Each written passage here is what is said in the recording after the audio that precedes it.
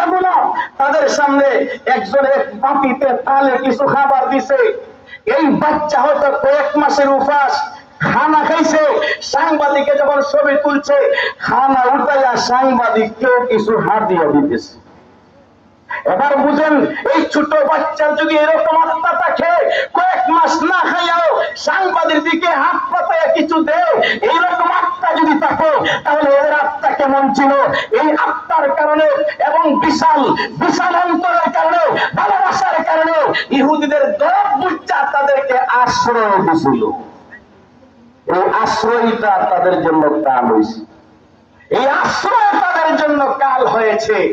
ইহুদিরা, ইসরায়েলের ইহুদি, এইটা মনে করে না, আরব বিশ্ব তাদের বলার ভিতর 1400 বছর আগে ছিল মদিনা শরীফে।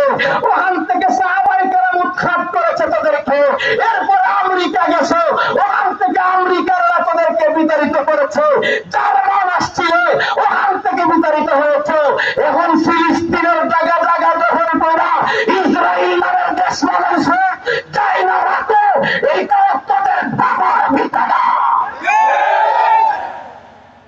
সময় চলে আসছে, মদিনা শরীফ থেকে বিতাড়িত, আমেরিকা থেকে বিতাড়িত, জার্মান থেকে বিতাড়িত, ফিলিস্তিন থেকেও বিতাড়নের সময় চলে আসছে।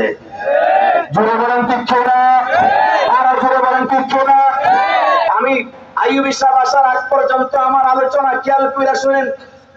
এই আজকে প্রায় 15-16 মাস যাবত ফিলিস্তিনের অসহায় মুসলমান, অস্ত্র নাই, গোলা নাই, বারুদ নাই, এগুলা তো নাই নাই, জীবন ধারণ করবার মতো, বাঁচবার মতো গ্লাস পানির ব্যবস্থা নাই, মাথা গুছবার মতো ছায়ার ব্যবস্থা নাই।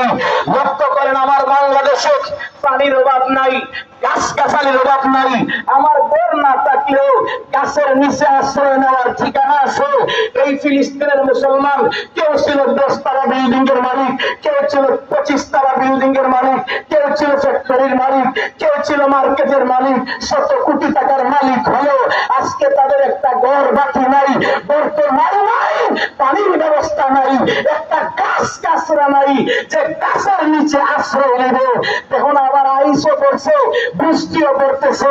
আজকে এই অসহায়ত্ব যদি আমার বাংলার জমিনে হতো, আজকে যদি একটা বাবার চক্কর সামনে তার ছেলে পানির অভাবে চটপট করে মারা যাইত, মার সামনে যদি 100টা দুধের অভাবে বাচ্চা চটপট করে মারা যাইত, এই বাবার কলিজা যেভাবে বরদাস্ত করতো না,